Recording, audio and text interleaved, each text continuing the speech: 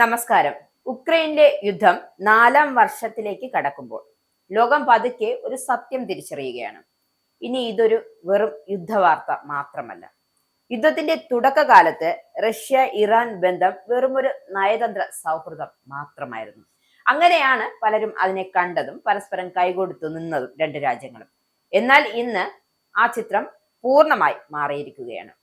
റഷ്യയും ഇറാനും തമ്മിലുള്ള ബന്ധം സൈനിക തന്ത്രപരമായ പങ്കാളിത്തമായി വളർന്നിരിക്കുകയാണ്. ഇത് വെറുമൊരു ആയുധ ഇടപാടുകളിലോ സൈനിക സഹായത്തിലോ ഒതുങ്ങുന്ന ഒരു സഹകരണം അല്ല എന്നതാണ് ഈ ഘട്ടത്തിലെ ഏറ്റവും പ്രധാനപ്പെട്ട കാര്യം. സാമ്പത്തിക രംഗം മുതൽ ഊർജ വിതരണം വരെ, അല്ലെങ്കിൽ വ്യാപാര പാതകളിൽ നിന്നും നയതന്ത്ര വേദികളിലെ പരസ്പര പിന്തുണ വരെ റഷ്യ ഇറാൻ കൂട്ടുകെട്ട് പല തലങ്ങളിലായി ശക്തിപ്പെടുകയാണ്. ഈ മാറ്റങ്ങൾ എവിടെ എത്തും, ആരെല്ലാം അതിന്റെ കേന്ദ്രത്തിലെത്തും എന്നതാണ് ഇനി ലോകം ഉറ്റുനോക്കുന്നത്. ഒരു പാശ്ചാത്യ സുരക്ഷാ ഉദ്യോഗസ്ഥന്റെ വിലയിരുത്തൽ പ്രകാരം പ്രസിഡന്റ് വ്ളാഡിമിർ പുടിൻ നയിക്കുന്ന റഷ്യ ഉക്രൈനിലെ സംഘർഷം ശക്തമായ സാഹചര്യത്തിലും അത് മുന്നോട്ട് കൊണ്ടുപോകുന്നതിനായി ഇറാനിൽ നിന്നും ഏകദേശം $3 ബില്യൺ മിസൈലുകളും മറ്റ് സൈനിക ഉപകരണങ്ങളും വാങ്ങിയിട്ടുണ്ട്. യുദ്ധം ഔദ്യോഗികമായി ആരംഭിക്കുന്നതിന് മുൻപേ 2021 ഒക്ടോബർ മുതൽ റഷ്യയും ഇറാനും തമ്മിൽ ബാലിസ്റ്റിക് മിസൈലുകളും കരയിൽ നിന്നും വായുവിലേക്ക് വിക്ഷേപിക്കാവുന്ന മിസൈലുകളും ഉൾപ്പെടുന്ന വൻ കരാറുകൾ നിലവിലുണ്ടായിരുന്നു. അവയുടെ മൂല്യം ഏകദേശം $2.7 ബില്യൺ ആണെന്നും ഈ ഉദ്യോഗസ്ഥർ വ്യക്തമാക്കുന്നുണ്ട്.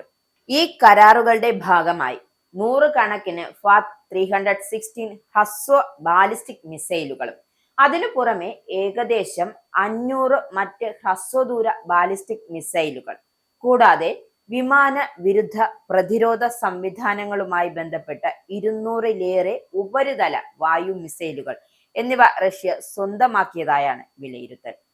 2022 ഫെബ്രുവരിയിൽ റഷ്യ ഉക്രൈനിൽ പൂർണ്ണ തോതിലുള്ള അധിനിവേശം ആരംഭിച്ചതോടെ മോസ്കോയും ടെഹ്റാനും തമ്മിലുള്ള ബന്ധം വേഗത്തിൽ കൂടുതൽ അടുത്തിരുന്നു.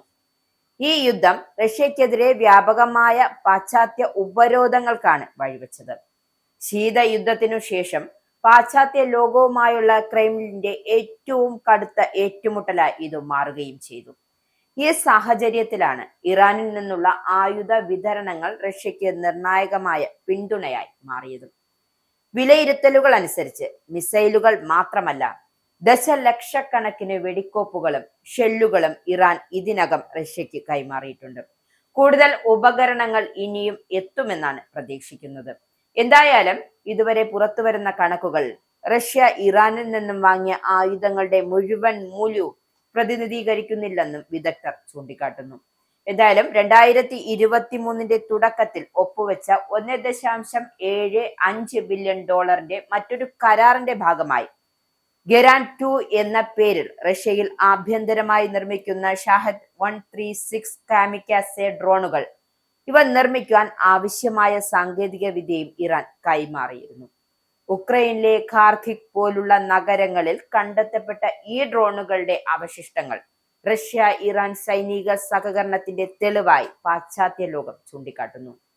ആകെ 2021 അതായത് 2021 അവസാനത്തോടെ തുടങ്ങിയ ഇറാനിയൻ സൈനിക ഉപകരണങ്ങൾക്കായി റഷ്യ $4 ബില്യൺ ചെലവഴിച്ചിട്ടുണ്ട് എന്നാണ് പാശ്ചാത്യ സുരക്ഷ വിലയിരുത്തൽ. എന്തായാലും പാശ്ചാത്യ രാജ്യങ്ങൾ തന്റെ ആണവ പദ്ധതിയുടെ പേരിൽ അന്താരാഷ്ട്ര തലത്തിൽ ഒറ്റപ്പെടുത്താൻ ശ്രമിച്ച സാഹചര്യത്തിൽ 2010 മുതൽ തന്നെ ഇറാൻ റഷ്യയുമായുള്ള ബന്ധം തന്ത്രപരമായി ശക്തിപ്പെടുത്താൻ ശ്രമിച്ചിരുന്നു. ഈ ബന്ധം ഇപ്പോൾ യുദ്ധ സാഹചര്യത്തിൽ രണ്ടു രാജ്യങ്ങളും പരസ്പരം ആശ്രയത്വത്തിന്റെ രൂപം കൈവരിച്ചിരിക്കുകയാണ്. ഇറാൻ അകത്ത് തുടർച്ചയായി നടക്കുന്ന പ്രതിഷേധങ്ങളെ സർക്കാർ ശക്തമായി അടിച്ചമർത്തുന്നു എന്ന വിമർശനങ്ങൾ നിലനിൽക്കുന്നുണ്ടെങ്കിലും റഷ്യ ഇറാൻ സൈനിക സഹകരണം ഉക്രൈനിലെ യുദ്ധത്തിന്റെ ദിശയെ മാത്രമല്ല, ആഗോള ഭൗമരാഷ്ട്രീയ ശക്തി സമതുലാവസ്ഥയും സ്വാധീനിക്കുന്ന ഘടകമായി മാറുകയാണ്. പാശ്ചാത്യ ഉപരോധങ്ങൾ മറികടക്കുവാനും പരസ്പരം ആവശ്യങ്ങൾ നിറവേറ്റാനും രണ്ടു രാജ്യങ്ങളും കണ്ടെത്തിയ ഈ വഴികൾ ഭാവിയിൽ അന്താരാഷ്ട്ര രാഷ്ട്രീയത്തിൽ കൂടുതൽ കടുത്ത സംഘർഷങ്ങൾക്കും പുതിയ സഖ്യങ്ങൾക്കും വഴിവെക്കുമോ എന്ന ചോദ്യമാണ് ലോകം ഉറ്റുനോക്കുന്നത്.